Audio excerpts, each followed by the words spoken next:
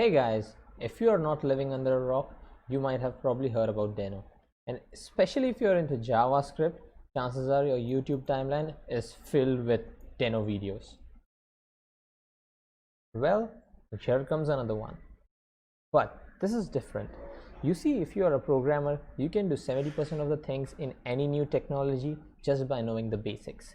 Simple things like how to run your first program, how to install and set up your working directory, how to work with third-party modules, how to call an API, how to connect to a database, how to handle errors, and things like that. So that's what we are going to do in this series. We're going to cover the basics.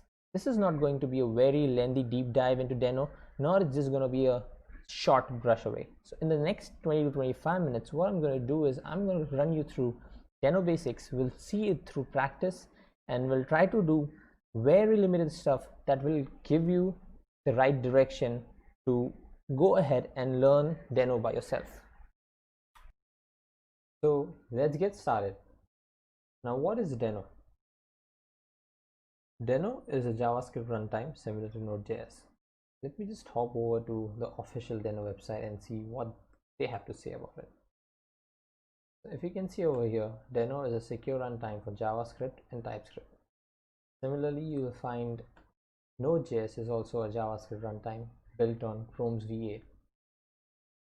So Deno is very similar to Node.js in the sense it achieves the same goals. It's a runtime for JavaScript to run your JavaScript applications on server. So now naturally a question arises, when we already have Node, what's the need of Deno? According to the creator of Node and Deno both, which is Rayn Dahl, Node was created in 2008, and from that point on up until this point there has been a huge change in the JavaScript ecosystem and the browser APIs as well. So instead of rewriting Node and changing it, which would be a slow and tedious process, he has come out with a completely new runtime for JavaScript and TypeScript. Now, having said that, that doesn't mean Deno is basically a replacement of Node.js.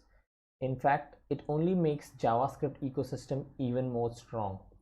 So as of now, don't think Deno as a replacement for Node.js, because Node is extremely mature up until this point and you can build production ready apps using Node, whereas I wouldn't recommend you doing that with Deno. Also, one thing to note is that Deno is basically an anagram to Node, so it's just shifting the last two characters to be the first two. Okay, so now let's have a look at some of the exciting features of Deno. Deno supports TypeScript out of the box, which basically means it has a TypeScript compiler built in. Deno ships as a single executable file. That means whenever you are compiling an app, it would always be just one file that you can run. Deno is secure. It restricts access to file network environment unless specified. So by default, your program won't have access to any of these things unless you specifically allow it to have.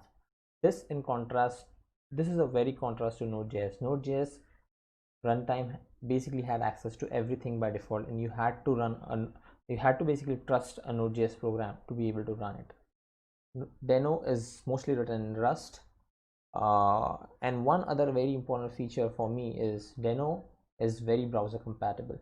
So wherever you have a browser API to do any specific stuff, Deno will always use the browser API. And only in particular cases where browser API is not available, Deno will use something of its own. For example, for fetching data from an HTTP API, right, Deno will always use fetch, which is the case with browsers. Alright guys, so this is it for this video. In the next video, we'll see how we can basically install Deno on a local machine, and we'll write the first Deno program. In our subsequent videos, we'll see how to handle files and permissions, how to run servers. We'll see how we can interact with Deno libraries, and finally we'll end with how we can basically build an HTTP API and connect to a database. So this is my initial plan as of now, but as we go along, we may tweak it depending on the needs. So that's it. See you in the next video. Thank you.